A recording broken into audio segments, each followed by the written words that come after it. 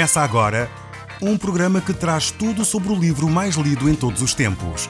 Apresentamos O Som do Livro.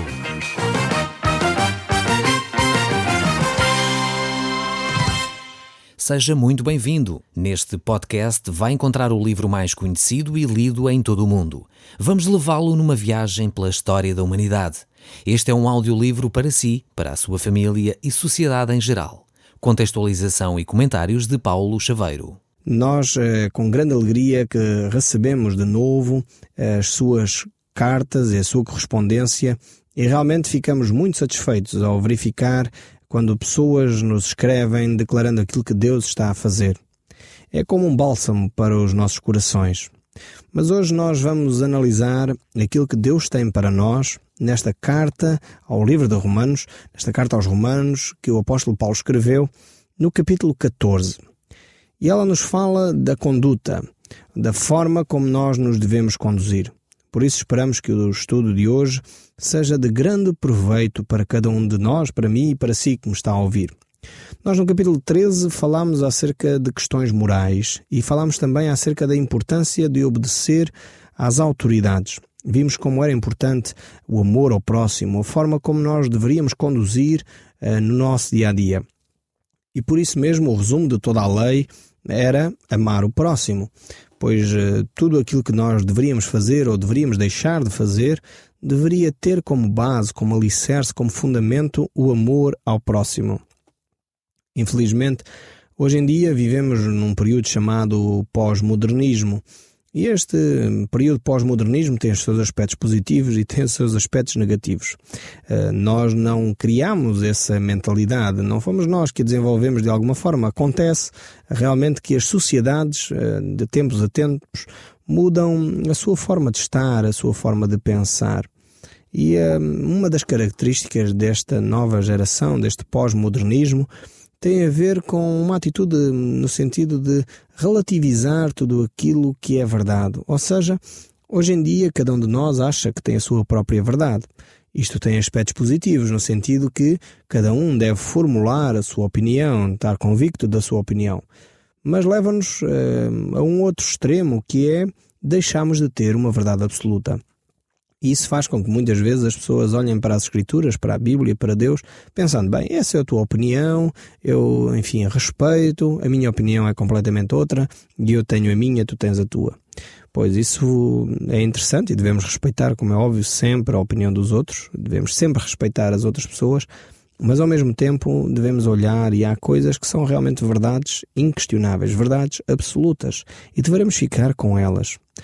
Mas, na realidade, esta mentalidade pós-moderna não é assim tão pós-moderna como nós poderíamos pensar. Na realidade, era uma mentalidade que já existia há muitos milhares de anos atrás. Se nós olharmos para a Bíblia, vamos encontrar Noé, vamos encontrar nos tempos de Sodoma e Gomorra, que cada um, mais ou menos, fazia aquilo que lhe apetecia e, como diz o livro dos Juízes mesmo, cada um fazia o que lhe parecia bem aos seus próprios olhos.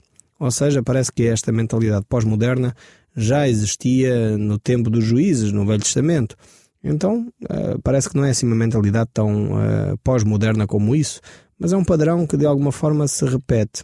Nas sociedades, muitas vezes, as mentalidades vão evoluindo, eu diria quase de uma forma cíclica, e de vez em quando os seres humanos passam de uma mentalidade para a outra, através de processos, muitas vezes têm a ver com condicionalismos, com circunstâncias que se vão vivendo, que fazem com que as pessoas deixem de ter esses alicerces que em algumas sociedades, como na sociedade moderna, que aconteceu no século passado, tinham verdades inquestionáveis, verdades absolutas, mas verificamos que essas verdades que a partida pareciam absolutas e concretas, afinal relativizaram-se e foram descobertas novas questões que mostraram que a verdade que os cientistas afirmavam não era assim tão objetiva, tão verdadeira. E surgiram novas realidades. E é por isso que chegamos hoje a esta mentalidade do pós-modernismo, em que as coisas são mais relativas. Mas têm os seus aspectos positivos, e um deles é a possibilidade de confrontarmos ideias, a possibilidade de dialogarmos e ouvirmos outras opiniões. Mas devemos ter esse conceito e perceber que esse tipo de comportamentos deve ter em consideração sempre o outro também. E é por isso mesmo que chegamos aqui ao capítulo 14 do livro de Romanos. Ele tem algo a ver com isto que eu acabei de falar. E diz assim o verso 1: acolhei ao que é débil na fé, não porém para discutir opiniões. Ou seja, esta mentalidade pós-moderna muitas vezes leva a com que as pessoas tenham a sua opinião e façam grandes debates e grandes discursos sobre opiniões divergentes. O que o autor do livro de Romanos nos está a sugerir é que esta questão dos debates e discussões de opiniões nem sempre é muito produtiva quando se trata de matéria de fé. Devemos acolher essas pessoas, devemos acolhê-las e ajudá-las a desenvolver a sua fé e não estar em constante confrontação. Muitas vezes o que é que isto faz em termos concretos e reais no dia-a-dia? O que é que isto quer dizer? Por vezes nós achamos que pessoas que chegam agora a conhecer Jesus, que têm muitas vezes comportamentos que ainda não são de acordo totalmente com aquilo que a Bíblia ensina, as pessoas chegam à igreja ou chegam à comunidade onde estão inseridas e logo os cristãos mais maduros, aqueles cristãos que estão há mais tempo dentro da igreja, começam a usar uma linguagem e a exigir a essas pessoas comportamentos que eles próprios ainda não conseguem desenvolver muito bem. Mas, no entanto, como eles sabem que um cristão deve ter, começam logo a confrontar essas pessoas com esses comportamentos. E assim faz com que essa pessoa fique e crie resistências ao seu desenvolvimento da fé. É por isso que o apóstolo Paulo diz aqui que nós devemos acolher aquele que é mais fraco na fé e não começar com argumentações, não começar com discussões que no fundo não levam a lado nenhum. Há aqueles que realmente muitas vezes ainda estão na sua infância espiritual, podemos dizer assim, estão a crescer. E nós devemos acolher então essa pessoa mais frágil, mais nova na fé, como se ela fosse uma criancinha. Devemos acolhê-la com carinho, com cuidado, com atenção, com respeito, com agrado. Isto no sentido de lhe mostrar que ela ainda tem um percurso para percorrer. Voltando ao exemplo que eu gosto muito de falar, e vocês que me vão ouvindo já sabem que eu gosto muito de voltar aos meus filhos, pois eu tenho aprendido muito acerca da minha relação com Deus, com eles. E eu noto que aquilo que eu falo com os meus filhos não é o mesmo tipo de conversa que eu tenho com um adulto. Há coisas que muitas vezes os nossos filhos nos perguntam que uma simples resposta, às vezes bastante simples, é suficiente para satisfazer o seu grau de curiosidade naquele momento que ele está a atravessar.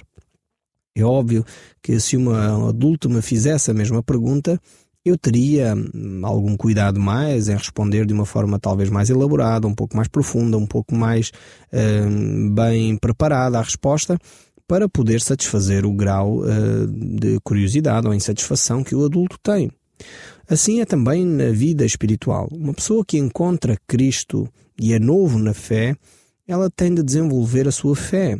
E está num estágio de desenvolvimento na sua infância espiritual, podemos dizer assim, e é necessário que nós lhe possamos dar a orientação espiritual ao nível em que ela se encontra. Aqui o caso do capítulo 14, havia ali nesta comunidade cristã várias dissensões sobre guardar os dias, guardar a alimentação, que tipo de alimentação um cristão deve ter ou não ter, e isto estava a criar tensões dentro da comunidade. E o apóstolo Paulo está a dizer: acolham aquele que é mais débil na fé, com carinho, com respeito, com consideração. Não entrem em discussões vãs, que não conduzem a lado nenhum. Então nós devemos ter essa mesma sensibilidade. Uma pessoa que aceitou a Cristo agora e que chega à nossa comunidade cristã, talvez ainda tenha hábitos, talvez ainda tenha até palavras que não são apropriadas de um cristão. Mas nós não devemos chegar logo perto dessa pessoa e condená-la e começar a agir com ela como se ela já devia ou devesse ter uma atitude completamente diferente. Ela está num processo de crescimento. E é interessante conviver com pessoas que muitas vezes ainda estão no início da sua caminhada com Cristo, pois isso obriga-nos a nós, que muitas vezes já temos uma relação com Deus de há mais anos, de mais conhecimento da palavra, a fazer um esforço no sentido positivo, um esforço no sentido de acolher aqueles que são mais fracos na fé, aqueles que são mais novos na fé. deveria nos ajudar, a nós cristãos, a ter um linguajar, palavras que muitas vezes fossem entendidas por aqueles que não conhecem, talvez até as nossas expressões. Muitas vezes nós cristãos temos um determinado tipo de diálogo, de discurso, que quem não conhece a Deus e quem não tem uma relação com Deus não conhece aquele tipo de palavras. Palavras como justificação, santificação, salvação, consagração, são palavras que muitas vezes não dizem nada para a maioria das pessoas. Mas para nós cristãos, que estamos habituados a olhar as Escrituras, são palavras extremamente chave e importantes para a compreensão da nossa relação com Deus. Então temos que ter esse cuidado de não estar a usar este tipo de discurso perto de pessoas que ainda não chegaram a esse ponto da sua fé. Então estar a discutir opiniões com aqueles que são mais fracos e débeis na fé seria uma falta de amor para com esses cristãos, seria uma falta de consideração para essas pessoas. E por isso mesmo é importante que nós ouçamos a advertência de Deus. De nós, como cristãos, ouçamos aquilo que Deus nos está a dizer, de acolher aqueles que são mais fracos na fé. Há crentes que são mais desenvolvidos doutrinariamente, que descobriram, pesquisaram mais a Bíblia, mas que eles possam realmente não ser um escândalo até para aqueles que são mais fracos na fé, que ainda estão no início da sua caminhada. Então essas discussões, que muitas vezes não levam a lado nenhum, ofendem e diminuem e até travam o crescimento daqueles que se querem aproximar de Deus, mas que muitas vezes os cristãos mais maduros não se apercebem que eles estão ali por perto, e aqueles discursos, aquelas discussões que muitas vezes para nós não nos afetam, até nos estimulam espiritualmente, são nefastas para aqueles que estão no início da sua caminhada com Cristo. Tenhamos muita atenção ao tipo de conversas que nós temos. E por vezes, entre comunidades cristãs, há diferenças de postura, há diferenças de estar e de vivenciar as verdades bíblicas, e por vezes há cristãos que não se apercebem disso e começam a falar sobre as diferenças que a comunidade A tem da comunidade B, e essas conversas muitas vezes não edificam, não fazem com que os novos na fé sejam edificados e cresçam. Por isso, se você é um cristão que frequenta já talvez há algum tempo uma comunidade, então, e tem pessoas que ainda não conhecem a Cristo, não seja um travão para essas pessoas chegarem a Cristo. Então seja alguém que é capaz de estimular essas pessoas a se congregarem, talvez até numa congregação diferente da sua. Uma congregação que se calhar tem hábitos e maneiras de ser diferentes da sua, mas que é capaz de ser mais própria para essa pessoa. Então temos de crescer nós na fé o suficiente para perceber que todas as comunidades cristãs, aquelas que ensinam a Bíblia de uma forma coerente, de uma forma séria, são lugares adequados para a pessoa crescer espiritualmente. E o apóstolo Paulo vai falar aqui acerca do que era o problema daquela comunidade. E diz: um crê que tudo pode comer, mas o débil come legumes. Então a discussão ali entre os cristãos era se poderia comer carne ou só se deveria comer legumes. Alguns achavam que os crentes que eram fortes e os crentes que eram espirituais só comeriam legumes, pensavam alguns. Então, que era uma prática espiritual. Mas na realidade, esta não era a questão. O apóstolo Paulo dizia que a questão fundamental é o amor, a questão fundamental é o respeito ao próximo. Alguns, por causa desta questão, não tinham essas ideias, então compravam alimentos nas praças da época, onde muitas delas, aqueles alimentos tinham sido oferecidos a ídolos. E alguns cristãos achavam que não, esses alimentos não podem ser ingeridos por aqueles que são cristãos. No tempo do apóstolo Paulo, este era um problema muito sério. O mundo era realmente totalmente pagão, na sua grande maioria, e a influência daqueles deuses, daqueles ídolos, era muito grande. E o apóstolo aqui fala de um crente que acha que pode comer de tudo, e outro que acha que não pode comer de tudo. Um acha que pode comer carne e legumes, e o outro acha que não, a carne não é apropriada porque foi sacrificada, nós só podemos comer legumes. No fundo, um e o outro acham que o outro está errado naquilo que come. Um acha que deve comer e outro acha que não deve comer. O que é que devemos então fazer numa situação destas? Vamos continuar ali a degladiar-nos, a discutir opiniões sobre quem é que tem a gastronomia mais adequada, a alimentação mais adequada? Ou vamos realmente ficar por aquilo que é essencial, por aquilo que é fundamental na fé e no crescimento de cada um de nós? Não devemos desprezar aquele que tem uma opinião diferente da nossa. Devemos ter a atitude correta de perceber que há questões que são fundamentais, pelas quais vale a pena lutar, e há questões que são secundárias, que não têm tanta importância, que não vale a pena realmente lutarmos e criarmos divergências e criarmos contendas com o irmão por uma coisa simples. Infelizmente, às vezes tenho visto pessoas que levam este assunto longe demais. Discutem também ainda hoje, não é só neste tempo do apóstolo Paulo que este assunto era algo sensível, ainda hoje. Há cristãos que levam o assunto das dietas tão a peito, tão sério, que não podemos comer talvez carne na altura da Páscoa. Se calhar eu já estou a tocar em alguma área que assim lhe diz respeito, ou se calhar não devemos comer isto ou aquilo naquela altura ou naquele tempo. E então isto muitas vezes tornava-se um assunto de discussão. E o que o apóstolo Paulo está a dizer é: não devemos agir dessa forma. Devemos promover o amor e a concórdia entre irmãos. Quando foi na altura do dilúvio, após esse período, Deus deu ordem ao homem que pudesse matar e comer de todos os animais que haviam.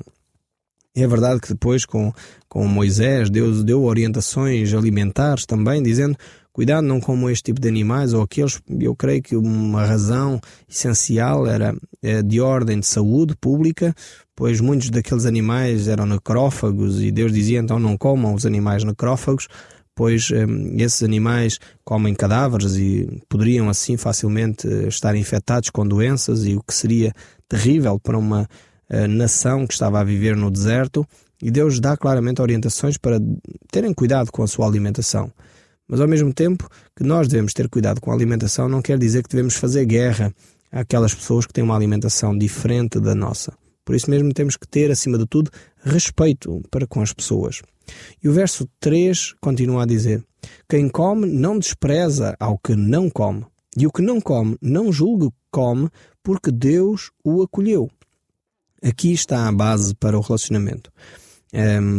Até agora nós falávamos apenas em tolerância para com os que comem e os que não comem, aqueles que são débeis na fé e aqueles que supostamente se acham fortes na fé. Mas o apóstolo mostra aqui que os que são mais fracos ou débeis na fé e que não comem carne não devem também julgar os que comem. Portanto, não é só uma questão de tolerar aquele que come ou não come, mas acima de tudo é uma questão de não julgarmos aqueles que comem.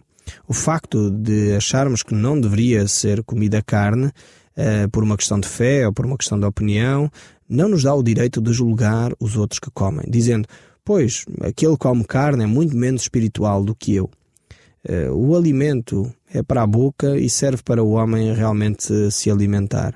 Mas a questão fundamental aqui é o respeito ao próximo. A questão de se comer ou não carne no templo do apóstolo Paulo estava relacionada com o facto de ser oferecida ou consagrada, como eu já disse, aos ídolos. E os textos bíblicos que Paulo escreve mostram que um cristão não deveria comer carne que fosse oferecida aos ídolos. Mas o apóstolo escreve, por exemplo, em Filipenses, capítulo 3, verso 17 a 19: irmãos, sede imitadores meus e observai os que andam segundo o modelo que tendes em nós. Pois muitos andam entre nós, dos quais repetidas vezes eu vos dizia, e agora vos digo, até chorando, que são inimigos da cruz de Cristo. O destino deles é a perdição, o Deus deles é o ventre, e a glória deles está na sua infâmia, visto que só se preocupam com as coisas terrenas. Podemos correr este risco que o apóstolo Paulo nos descreve aqui, de ficarmos tão agarrados àquilo que é terreno, àquilo que é do dia a dia, do come e bebe, que esquecemos que a nossa vida é muito mais do que o come e bebe. E devemos comer e beber para a glória de Deus. Se aquilo que nós comemos e bebemos não serve para a glória de Deus, então realmente nós deveríamos, se calhar, rever a nossa ementa, deveríamos rever a nossa alimentação. Aquilo que nós comemos e bebemos deve servir, em última análise, para a glória de Deus. Nós devemos olhar para o relacionamento entre os cristãos e perceber que não podem ser estas questões a dividir-nos. Não podem ser estas questões que criam mal-estar. E, infelizmente, às vezes tenho já constatado e até assistido a cristãos que levam este assunto longe demais. que criticam outros que comem de outra forma, que se julgam superiores ou espiritualmente mais próximos de Deus porque têm uma alimentação diferente. E isto não pode ser o assunto que divide cristãos. Isto não pode ser o assunto que leva aqui ao desrespeito, meu irmão. Então, olhando para a Bíblia, nós devemos ver que não nos deveríamos tornar legalistas e extremistas sobre estes assuntos. Paulo escreve aos Colossenses no capítulo 2: se morremos com Cristo para os rudimentos do mundo, porque como se vivêssemos no mundo, vos sujeitais às ordenanças. Não manuseieis isso, não provais aquilo, não toques naquele outro, segundo os preceitos e doutrinas dos homens. Pois que todas estas coisas com o uso se destroem. Tais coisas com efeito têm aparência de sabedoria, como o culto de si mesmo e das falsas humildades, e de rigor ascético, todavia, não têm valor algum contra a sensualidade. Enfim, devemos ter esta compreensão das Escrituras, de não estarmos enredados em coisas que não conduzem a lado nenhum. E o verso 4 diz: quem és tu que julgas o servo alheio? Para o seu próprio Senhor está em pé ou cai? Não estará em pé porque o Senhor é poderoso para o sustentar. O apóstolo aqui condena aquela mania de julgarmos os outros, de acharmos que os outros são sempre piores do que nós. Diz o texto bíblico, faz diferença entre dia e dia, outro julga iguais todos os dias. Cada um tem a opinião bem definida em sua própria mente. Vemos aqui o importante realmente é de estarmos convencidos, por um lado, daquilo que é verdade. É a verdade que eu acredito que é importante para a minha vida. Mas não tanto eu estar a julgar o outro. Não tanto eu estar a opinar sobre se ele é mais espiritual ou menos espiritual que eu por fazer isto ou aquilo. O respeito ao outro é fundamental para podermos desenvolver a nossa vida e a nossa intimidade com Deus. E devemos ouvir o conselho que o apóstolo nos dá, de acolhermos aqueles que são novos e mais fracos na fé. O Som do Livro, uma produção da Rádio Transmundial de Portugal.